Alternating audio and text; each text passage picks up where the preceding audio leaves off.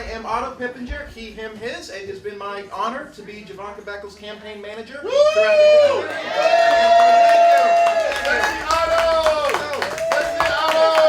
I appreciate that very much. I'll try not to let it go to my head. I'm here to bring the main event on stage, but I do want to say, right, this is the second half of our election night party, right? If you weren't there, we ended that night knowing that we were going up, up, up. I was confident. It took a while for everybody else to see. But our win has officially been certified by the county, by the Secretary of State. That is second place on, read it, 1/7 of the leading opponent's budget. That's right. 36,000 votes to 52,000 votes. These are much better margins than we had. Yes, better than in the 2018 assembly race. We are poised for victory if we can continue. So, those of you who I know, thank you from the bottom of my heart. And for all the new faces, I'm so incredibly excited to see all this energy joining us. We've got a great lineup of amazing leaders and speakers here. So I'll tell you a little bit more about the details of what's happening next. But for now, without further ado, it's my pleasure to introduce Miss Gloria Berry of the Reparations Committee. Later the details will see.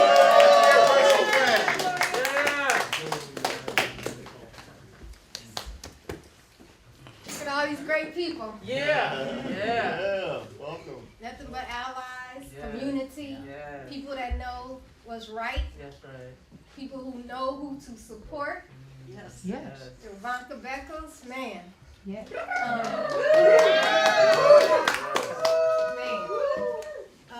I just did some bullet points because I just want to talk from my heart, because that's what Jovanka deserves, is my heart. Again, my name is Gloria Berry. I'm truly an activist over in that city over there called San Francisco. And I got started getting involved with the toxic issues at the Hunters Point shipyard. And what really got me on fire was the police-involved shootings. So I started going to City Hall, listening to hearings and everything, and I said, I'm going to run for office. I was getting pissed off. So I ran for district supervisor, and I did not win, but I ended up meeting like my tribe. You know what I mean? When you run and the people who got the same values just gravitate towards you. And it became a beautiful experience, a door that just blew open for me. So I decided I'll run for the KDEM, which is state delegate. And I won. Thank you. I was the only progressive in the city of San Francisco to win. Congratulations. Thank you. So on that trail, I met Jovanka. And from day one, I was treated with so much respect, love, sisterhood, and realness. And it was just like, yes, you know, a great woman to connect with in politics, because we see a lot of different blueprints in politics that I didn't want to follow. And real quick, let me back up. I don't want to leave out when I ran for supervisor, that's how I met Otto. Otto was working for my opposition, who really is not was a good person, progressive, good values, same values. I actually hung out in their office sometimes. That's how much we all got along. And Otto, I remember when I first met you, you came in, and he was shooting off data, and this, that, you know how Otto, he got it all up here. Yeah. And I was looking at him like, good gracious. And we've been cool ever since. So for Otto to be on Jovanka's campaign, which I'm so elated that they won in this primary.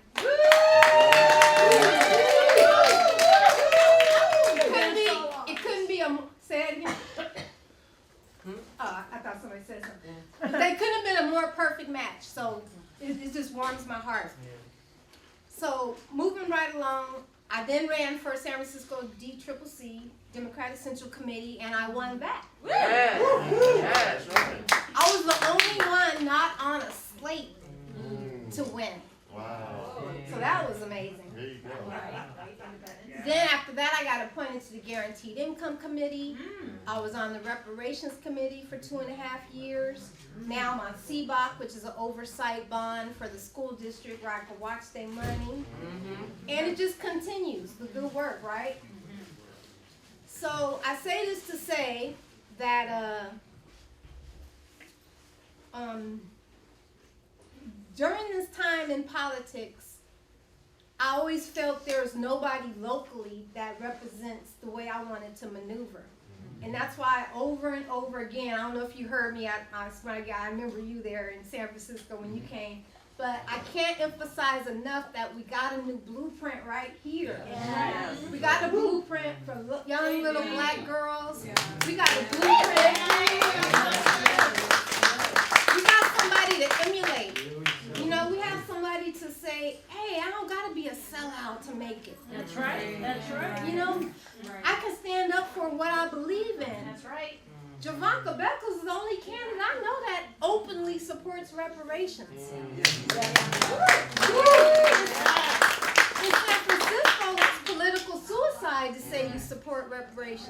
Right. You can't take any action forward on it because consultants will say, do not say that. Wow. Because the city's getting so right-wing that they are not going to be for that, and they will get you out. So this last election in March, some of the other DCCC from the East Bay know what I went through. They took us out. They spent $3 million in San Francisco for a volunteer position to get rid of almost all the progressives. No limit budgets. 4 progressives won out of 24 seats. So you see where San Francisco's going. We can't let the state go that way. We need Jovanka up there. Oh, yeah. It's gonna get ugly. East Bay always follows San Francisco. And we can't let that happen. We can't. San Francisco was hella liberal, hella progressive at a point. That's gone. That's gone. And I don't mind being a martyr for that. Springboard off of me and say, look what they did to Gloria. Look what they did to, I forgot this lady's name. And another lady here is on DCCC. Look what they did to us. Yes. You know, they wanted us out for a reason. Yeah. That's right. That's right. So we can't let that continue. We got to keep on supporting Jovanka. And before I finish, I wanted to give a shout out to, I hope I say her name right, Negeene.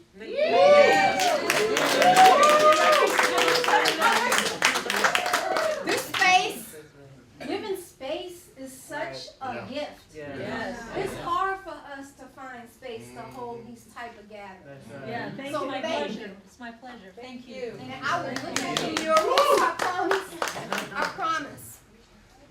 So in conclusion, I want to give a shout out to my friend Alicia Smith in the back. She came out today. You know, we constantly will have new company around us. And what we do is going to influence other people that can carry out the mission. So she came over here with me and I invited her so she could see that there's people on the ground that is really doing the work and that is deep. Is really deep, and thank you for jumping into this because I already know what you go through. Black women get the lowest amount of donations. People who manage us sometimes, I know Otto's not like that, but some people who manage us think we can just go to our friends who are low income and raise $500,000. The math don't math on that. So, my closing statement is, we got November. We celebrating today. But we got November, and I dedicate. I ain't got election issues this year, so I can come across this bridge. For you guys that are here, please don't give up this fight. Start this week if you can to promote Jovanka. because you gotta start earlier than Yeah. other people when you're the grassroots campaign. You have to make the calls, the texts. I got the text invite me here. Thank you to texters.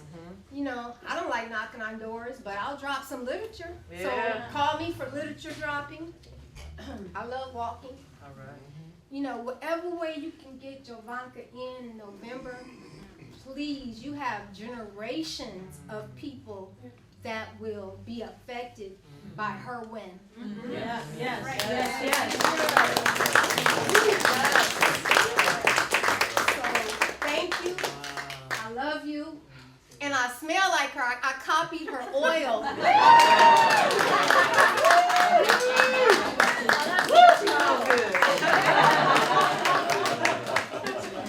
Right. Can we hear it one more time for Gloria? And again, for all the incredible people in this room, we have so many amazing activists, whether they're in office or on the streets. There really couldn't be a greater wealth of people. We've got Alana Auerbach running the progressive candidate in this neighborhood right here that you're on right now. Barisha's been acknowledged. We've got Paula Laverde. We've got Betty Yee. And we've got one of the most exciting emerging leaders, I think, in this entire region. One of the most passionate, the most intelligent, the most compelling, the brightest future, the most courageous people that I'm aware of are Emeryville City Council member, and I swear, next mayor.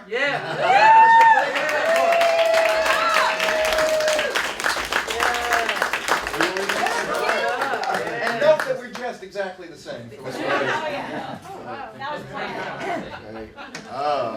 I wanted to look like this sexy man. Oh, man. So what's your name again? Kalimah Priforce. Yeah, thank you for asking. I'm the council member in the city of Emeryville. And hopefully Emeryville's next mayor.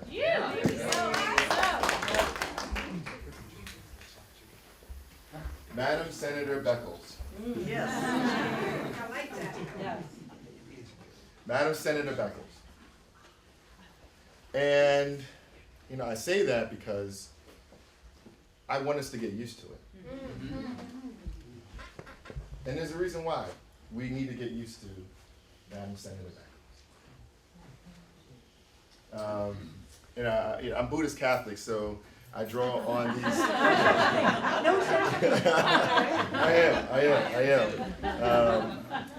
am. Some of you know my biography. I was educated, trained, and raised by Buddhist monks. And then I became a Catholic, tapped into my Haitian roots, and became a Catholic, so I'm Black Catholic. So I try to draw from those two traditions and how I move, faithfully. So I'll go to the Buddhist one first. Thich Nhat Hanh says in his book on peace, he says there's a monk who's on the road, and he suddenly hears this galloping, and it's this horse, and this rider on top of the horse, and they almost hit this monk. And it's like, whoa! And the monk looks up to the rider and says, what's up? What's going on here? And the rider says, well, ask the horse.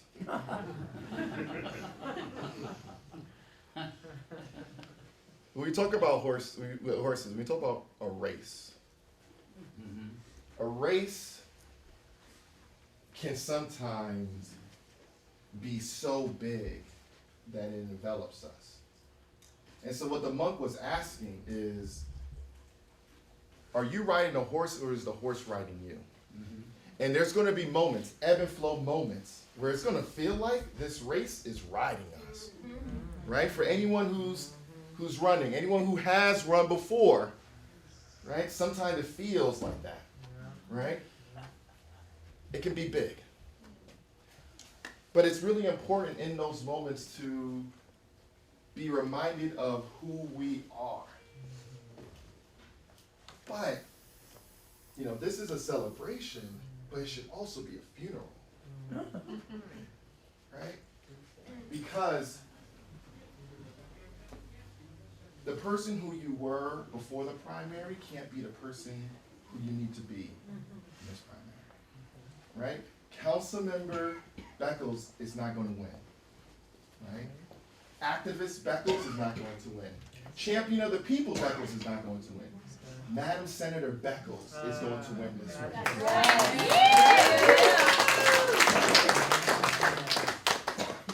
So we need to bury, and it isn't just her, we all need to bury who we were before the primary victory, right? Because we're going to be up against some forces, right? Some corporate moneyed forces, right? Lobbying forces that want to make sure that Madam Senator Beckles never happens. You know,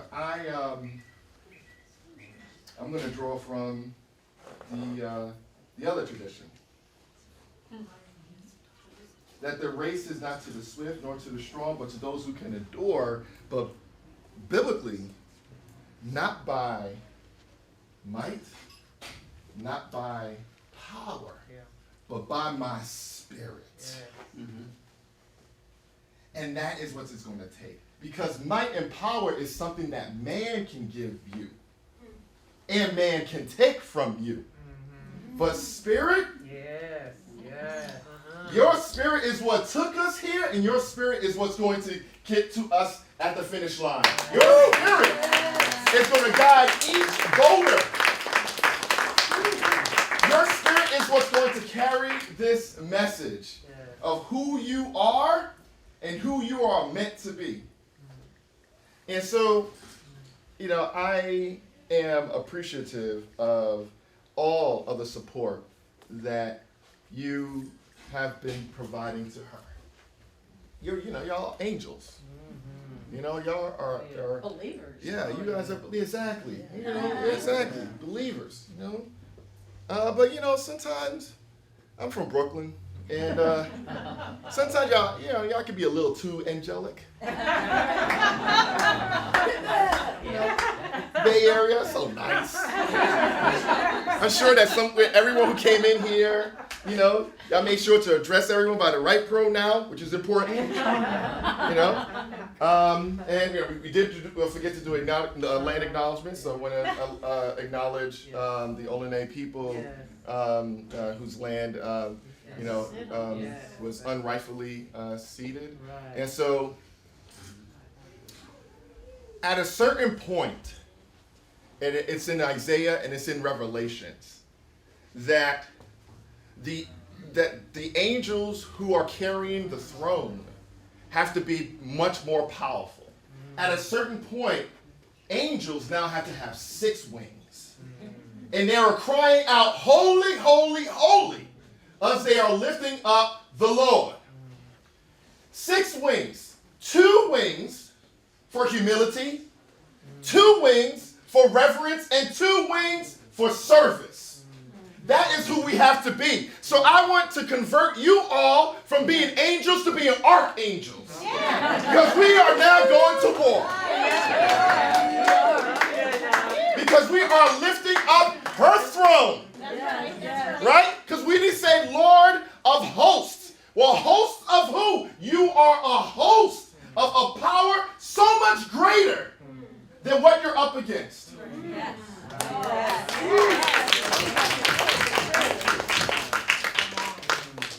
So I want to, remind us that if you gave before, give more. If you knocked on doors before, knock on more. Yes. We all should be more so that she can be more. Yes. And that when we're all more, then there's enough to give. There's enough to share. Because the table has become big enough for everyone to have a seat. And that's what we're talking about. Your leadership is about everyone having a seat at the table. Not just the corporations, not just the money interests, not just YIMBY. I mean, come on, I'm claiming Priforce. it's not gonna take me long for me to do an attack on Yimby. But I want to emphasize how that we want to grieve who we were before this primary, and this celebration is for us to embrace who we will become. Because being a politician is lonely. Oh, it's so lonely. All of you who know that life, it's lonely because you look into the mirror, and I'm talking to you, Queen. You look into the mirror and you ask yourself, am I enough? Can I do this? Can I carry on with the shoulders of those, carry on onto the shoulders of those who have been lifting me, and I am lifting them on my shoulders. You can. You are. You will. Madam Senator Beckles. Let me hear it. Madam Senator Beckles. Madam Senator Beckles.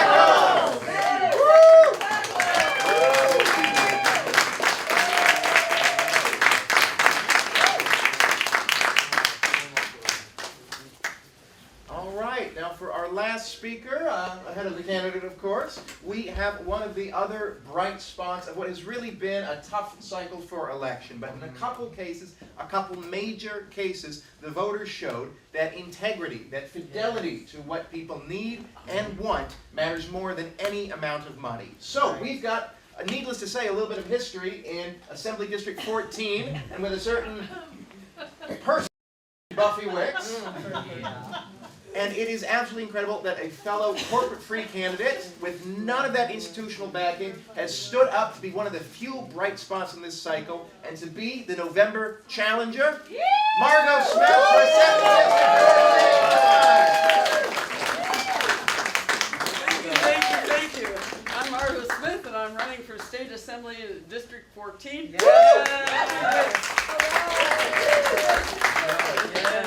This is a really unique, because I've never run for anything before, but I was so appalled by the fact that she had no opposition in the okay, I'm going to run. And let me tell you, there are not many 93-year-old candidates. But we have all those 80-year-olds running the country. We don't let 90-year-olds take over.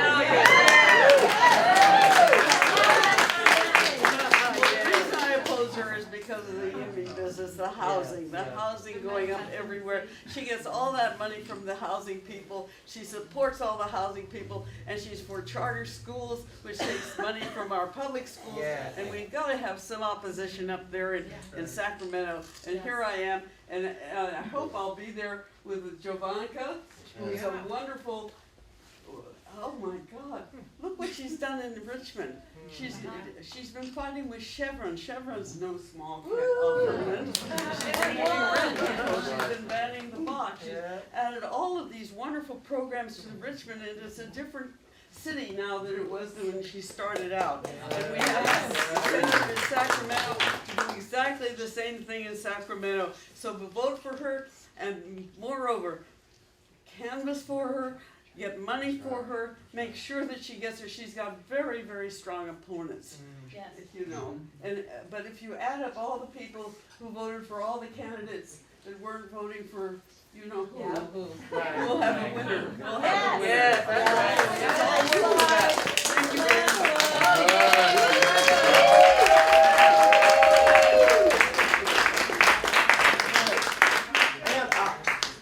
We actually do have one more person. The person that we have to thank for providing this space for us. This clinic has been our home away from home. It has been where we launched. It's where we meet our community. It is the heart, I think, of this movement. It's where we come to print things and schedule last-minute phone banks. It really is the home office of our campaign. So I would like to thank all of our dear friend, Negeene Mosaed, and she's going to say a few words to you about this.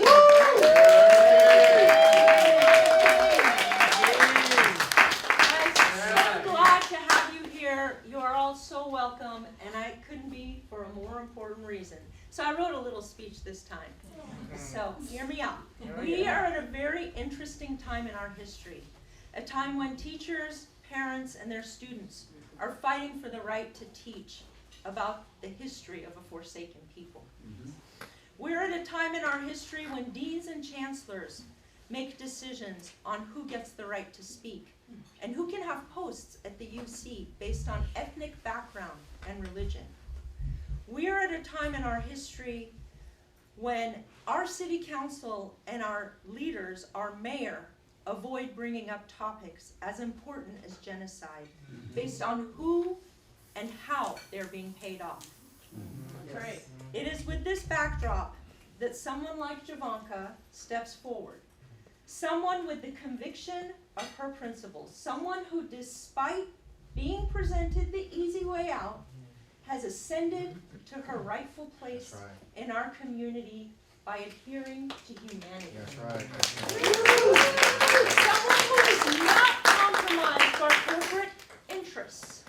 Someone whose devotion to our community has shown devotion to our community and courage to take the heat but stand up and get the results that we need to change our lives, our everyday lives. She is responsible for passing legislation that has significantly altered the city of Richmond. She has brought rent control to Richmond, the first city in 30 years to get that in California. That takes boldness, leadership, and courage. While on the other hand, we have a stark contrast. Stands her opponent. He has made sure that rent control units have been lost in Berkeley. Yes. More rent control units have been lost in Berkeley under his mayoralship than ever before. Since Gus Newport, may he rest in peace, his picture is over there, you could see our beloved Mayor Gus, who brought those rent controls in 1980 to this city. He has been responsible for losing more tenant protections based on things that he's passed while he's been mayor here than any other time in the history of Berkeley. These are all true facts. You can look it up. And on the other hand, of course, Jovanka has been standing for an end to this genocide, asking for ceasefire, even on the first stage, showing up at our city council meeting, not being afraid, and putting that out on actually her website and making a platform from day one, not afraid to stand up for what is just and what is right and for humanity. Yes, she stands in stark contrast to her opponent, and I am so thrilled that someone like Jovanka is standing beside us here today in this room and willing to take on this monumental battle, willing to represent us at the state senate. What's our job? Our job is to understand how important this moment in history is and where we need to stand at this moment to make a difference. We need to make sure that our unions and our allies and all those people that represent us understand these divisions. These are profound divisions. They have to have our backs. They have to have our backs, and we have to demand it. That means anyone in here who's a union member, stand up and ask your union, why are you not endorsing the ultimate candidate that represents working class people? We've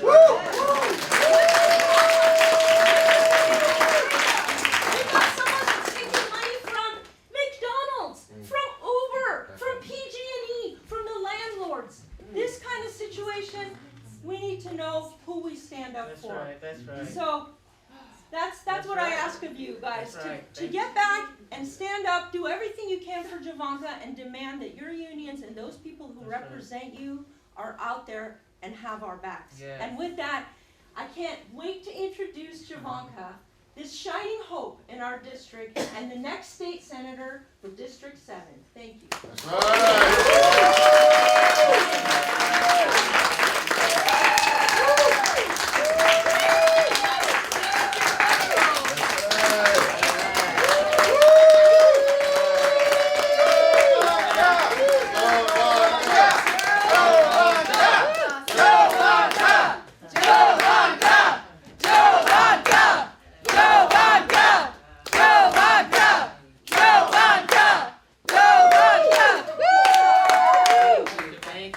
Thank you so very much. Woo, thank you, Kalimah. Thank you so much, Margot. Thank you. Thank you so much. Thank you so much, Gloria. She's still around. My sister came across the bridge. You know, that's always something when San Franciscans come across the bridge. Be careful. Yeah. So thank you all so much for being here. I wrote down my thoughts because as many of you know, I can go on some tangents and then I'll forget what was I supposed to be saying again. So I wrote it all down to make sure that I capture it all because this is a really important moment. We did something significant. We did something historic. That's right. Yeah, historic, y'all. People don't, grassroots candidates don't beat millions of dollars. That's right. We That's did right. that, so I'm grateful. So let me stick to the script. Let me get back to it. Thank you, everyone. Thank you, everybody, so much for being here. I'm here today because of you, all of you, every last one of you. Your belief in me, a Black, Latinx, immigrant, gay woman, your hard work put us in the runoff for the California State Senate District 7.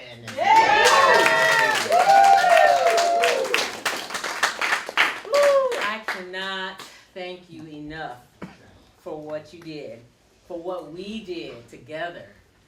As you all know, I have a proven track record of delivering results for the working class, for the marginalized folks, both as a two-term Richmond City Council member and the current AC Transit Board Director. So when I get to Sacramento, I will continue delivering results for you, my constituents, my siblings, my relatives, and so much, and beyond, everyone else. Yes, you know what I was able to deliver for almost 20 years. You all know that, right? We've done some, you named a few of those really significant things that brought national recognition to Richmond. You know about those things. So let's talk a minute. Let's talk a little bit more about what I will do as Madam Senator. That's right. Jovanka That's Beckles. right. Call it, claim it. Yes, Lord. I'm claiming it. All right. So let's talk about tenant protections. All right. I support the statewide justice for renters. That's going to be on the ballot. All right, and that's going to remove the ban on rent control in California. Now, the last time this happened, they spent millions upon millions of dollars to enable people, to make people vote against their own self-interest. They did a good job of that. But we're not going to let them do it this time, right? We're not going to let them do it this time. I plan to expand protections for seniors and disabled tenants living in subsidized housing. For example, the Harriet Tubman Terrace, right? Senior apartments. Strawberry Creek Lodge, right? All of these places right here in Richmond. Last September, I was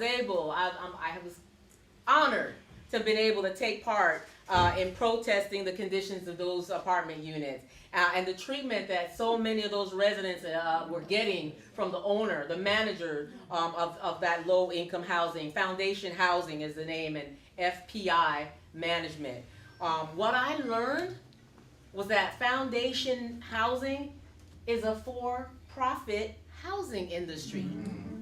Yeah, but how many of y'all knew that there was such a thing as a for-profit industry for affordable housing? I know you figure out affordable housing, right? Sure. It can't possibly be about for-profit, but that is the case. And the more we know, the better we can do. And that here's more facts, nearly half of affordable housing residents throughout the Bay Area have a profit-seeking landlord. Isn't that something? Wow. So these communities, these companies like Foundation Housing, they receive low-income housing credits, right? It's known as LIHTC, like LIHTC, LIHTC. I'm gonna say LIHTCs from now on. So they get these credits from the federal government to purchase and rehab affordable housing buildings. Yet, the tenants in this type of housing have fewer rights and protections than renters living under rent control or even unsubsidized housing. Exactly. That's right. Did not know that. Isn't that something? It's true.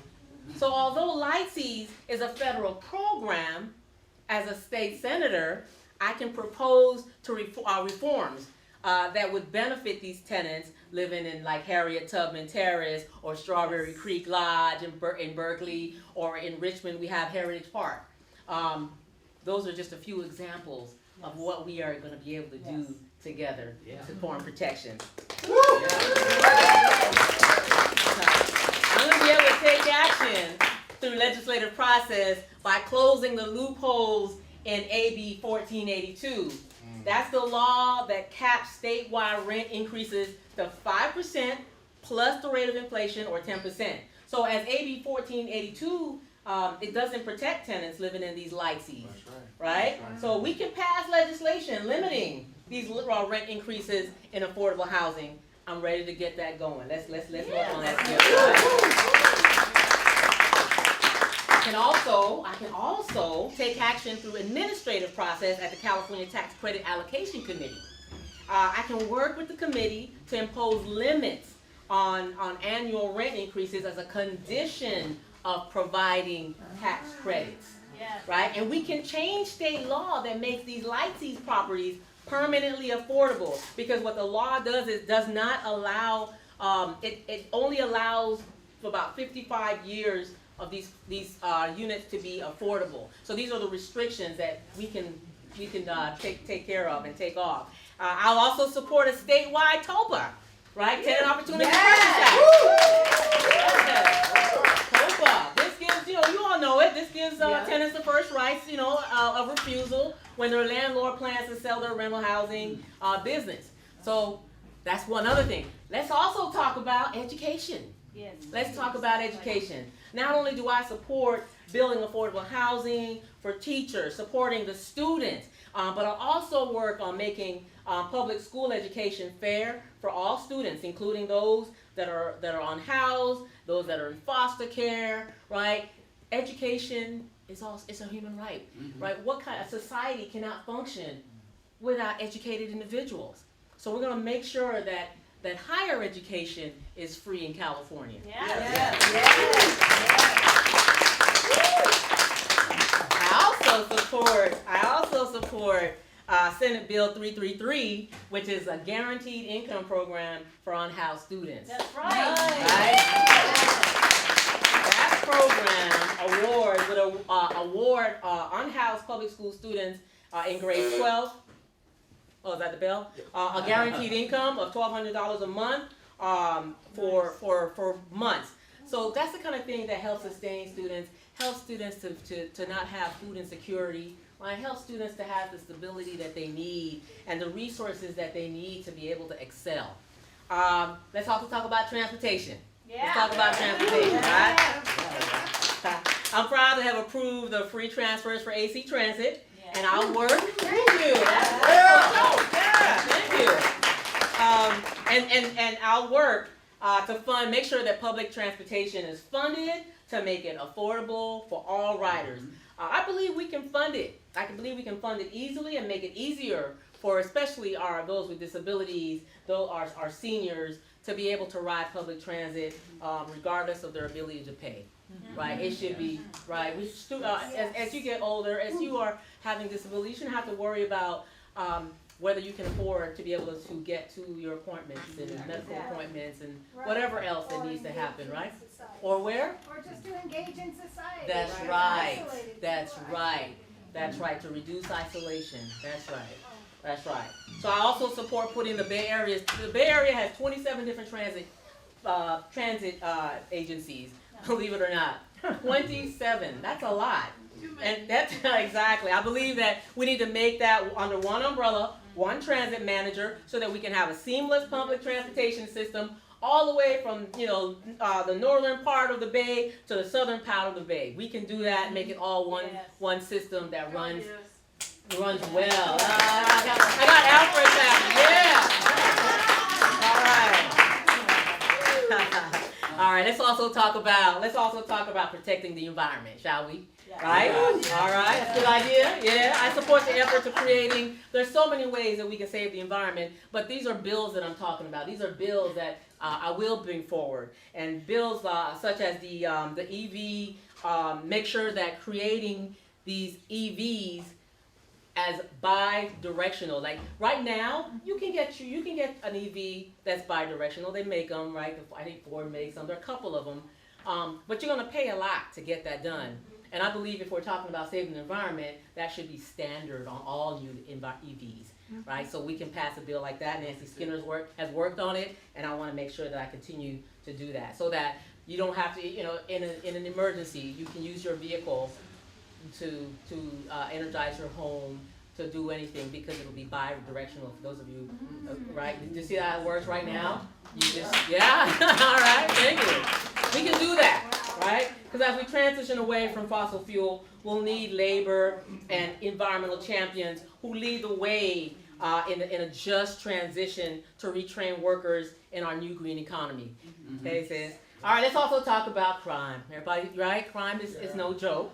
When I was on the Richmond City Council, we were able to bring down crime because we invested money in the community. Right? I want to make sure to bring that same concept to our Senate district as your next senator.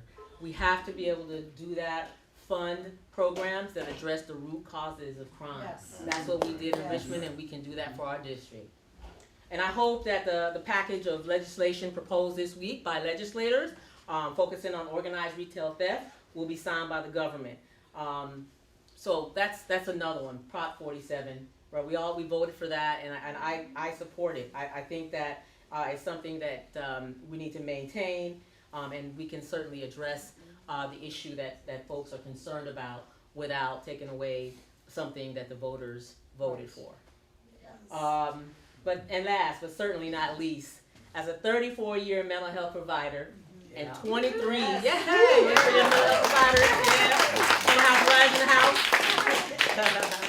And 23 of those years as a wraparound facilitator, and now a proud retired Teamster. Right? I'm retired. I'm going to get away from the script for a minute, because many of you know in 2018, my opponent was able to win because she was independently wealthy. She didn't have to work while she ran for a big office like that. I had to work. I had to work pretty much to the very end, right? Which is not a fair process, right? In a democracy, that people who are working shouldn't have to struggle and try to figure out how to be a public servant. It shouldn't be that. It shouldn't be that. That shouldn't be the case. But at this moment, Spirit, God, the universe, Allah, whatever you call that higher power, made it possible for me to be able to retire to run for this office full time.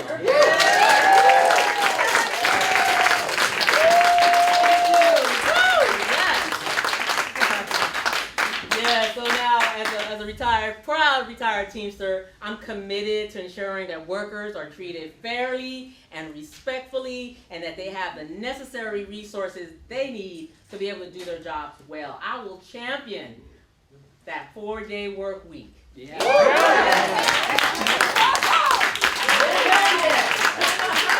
Everybody should have a 4-day. Many of y'all know, because I was 23 years in the county, and it was at a time when I was offered that opportunity. So for 23 years, I worked a 4-day work week. I worked a 10-day shift, 4 days a week, and I got Friday, Saturday, and Sunday. That is the best. Everybody deserves to have that. Everybody. So that's going to be something that I'll champion, and I will advocate and support bills aimed to support striking workers against entities who refuse to bargain in good faith. There are only a few states, there are only a very, very few states that provide unemployment benefits to striking workers. New York, for example, they do it. Their workers can apply for and collect unemployment benefits if a strike lasts more than 14 days. And I believe that that's the way it should be, because some of these folks don't bargain in good faith, and they don't care how long we're out there walking around not being able to pay our bills. They don't care. But I bet you they'll care if we create these types of policies, right? I bet they will. So these are just some of the issues I'm looking at currently. But when I get into office, there'll be many more issues will come to light, and I hope to work with each and every one of you to make sure that we make a positive difference in the lives of all of D7. I want to remind you also that I don't have to remind you all. Y'all know this. You know this about me. But I've always kept my campaign promises. And I have not turned my back on the people who elected me to office. Yeah. And that's, not everybody does that. Not everybody does that. I have been beholden only to you, the voters, the community, and I promise you, that will never change. That will never change. You can trust me to do that. I'm also the only candidate in this race who supports a ceasefire in Palestine. Yeah.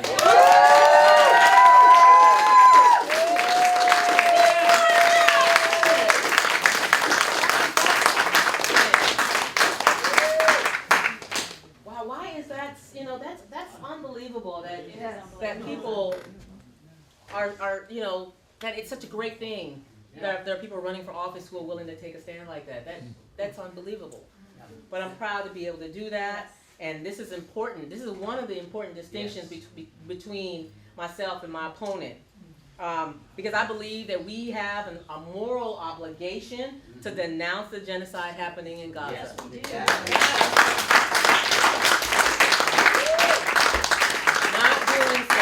Not doing so indicates an indifference to human life, especially the lives of murdered innocent children. So again, I want to thank you all for being here. Thank you. Let's organize. Let's win this. And one more thing.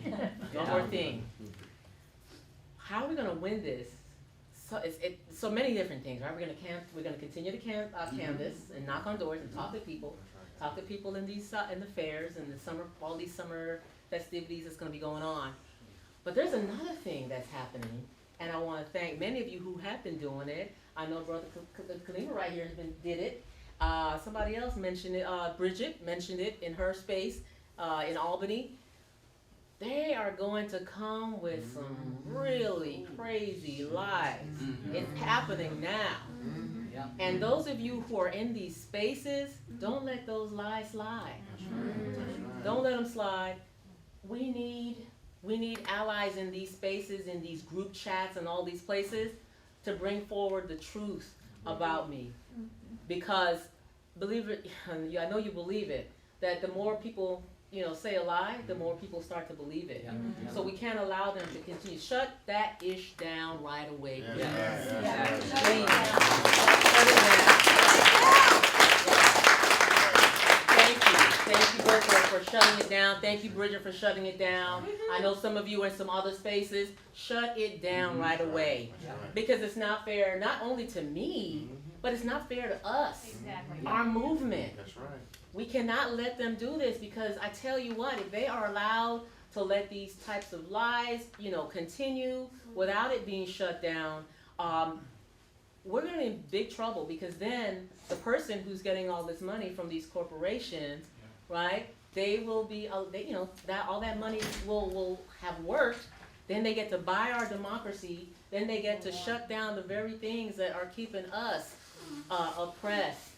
The very things that's keeping us struggling. I'm so tired of, anyone who says, well, your opponent is better because you didn't smile at me, Jovanka. I'm not playing. Somebody told me that one time. Can you believe that? It's some crazy stuff. Like, you don't smile enough. What? I smile all the time. But anyway, that's another. See, there we go. That's why I had to stick to the script. But I'll put that down for a minute. Because it is true. They say some things that's really unfounded and ridiculous. And it's not about me, it's about our movement. Yes. And I believe that our movement is the truth. Right. I believe our movement has the moral values that's going to help us as a society to be able to take care of each other. So please, if you're in those spaces, shut it down, all right? Thank you. Thank you all so much.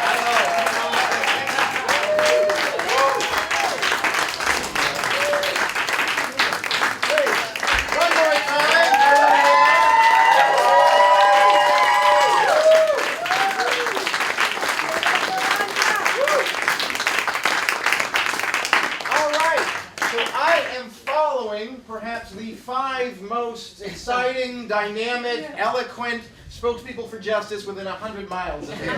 So, give me a little grace for that. But what I want to do is really, thank all of you. Thank you for being here. Thank you for caring. These elections, they keep happening. And the president tells you every single one is the most important one of the year. And your friends are running for city council here or for school board there. They all need your help desperately. And our opponents, they're not sweating, right? Their job is to sit in office for 8 hours a day and answer these emails and show up to these things, and then they go home and they don't care about it.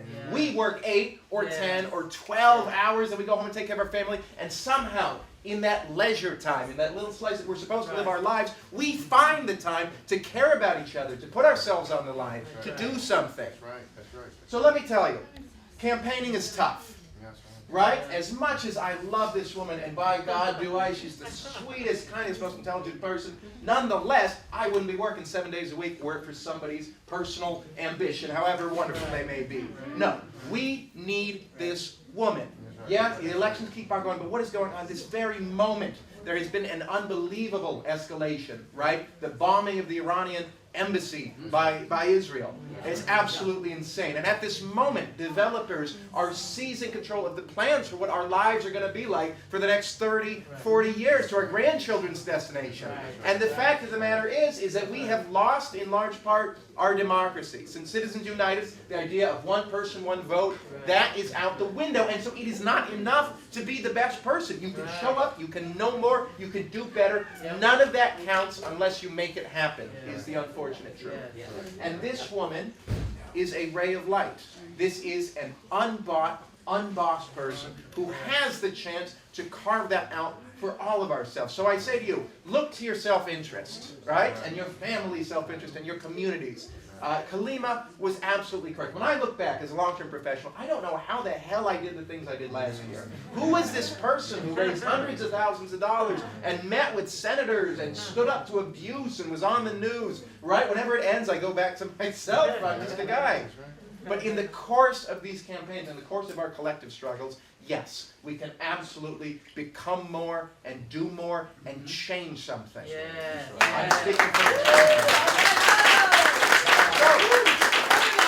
I'll just repeat what more eloquent people have said, but in a little bit more detail. We have a winnable election here. Early polling has us being only about 5 to 10% behind. That is an excellent position. That is what we can make up with our candidates, with our not. We've just got Rotana's endorsement. Rotana's in great time with a certain Senator, Bernie Sanders. We are working on pulling in these unions, and March was our best financing month by far. It was a record-setting month. But we need to keep that going. So I want to ask each and every one of you, right? If you're fading into the crowd, Bridget, I want to ask you. Dan, I want to ask you. Gloria, I want to ask you. Michael, you, yes. What can you do, right? We will be canvassing, we'll be knocking, we will be calling people beginning as early as next Friday, right? And we need to continue raising money. While we work on these union endorsements that can make all the difference, that can put us on an equal footing with our opposition, we need to keep things going, right? Our endorsers, journalists will be looking at these things. So I want to ask each and every one of you, and I feel terrible. Every time I see your lovely faces, it gets harder because I know you've reached deep before. But we are through the primary, and the max out is now back to zero, right? $5,500 total. Obviously, I'm not asking anybody here to do that now or over the entire course, but ask yourself seriously, what can I give? And if I cannot give, can I sign up and commit to talk to people for a few hours? Because make no mistake, I worked for Dean Preston in 2019. It's one of the proudest accomplishments of my life. He saved rent control statewide. He gave my parents the right to a public defender when their landlord tried to evict them, which they did. My brother, my sister, my other brother, my mom and dad and their cat, they are in this city and not scattered to the four winds because of this thing that happened. And why did Dean Preston win? Well, what I know is that he won by 50 votes. Wow. Yes. And what is 50 votes? That is the measure of one person here coming out 3 or 4 afternoons over 6 months, right? Not a superhero, just a dedicated, decent person who is willing to knock on those doors and brave those strangers. Just one person who is willing to give 50, $100 over a couple months. So I would just want to ask each and every one of you, you are all individually responsible for our success, and together we will make a difference. I want to add something to what you're saying, Yeah, Otto. please. So, we have an anonymous community organizer who will, if we can raise $2,200 tonight, they will donate $2,200. They will match it. Woo! Alright, so Thank you, Mr. Donor. that's right. So we can do it. All right. We have a code, you know, that you can just. Yes, can I get my interns to step outside, please, right here? This is Julio, our amazing intern from Berkeley High. Our head intern from Berkeley College version.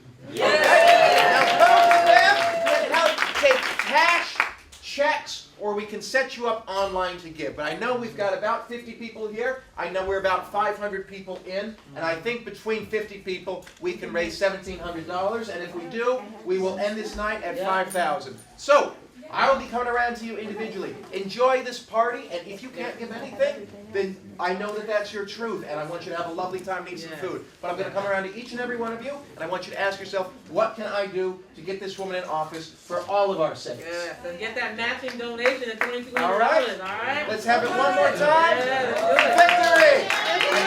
Victory!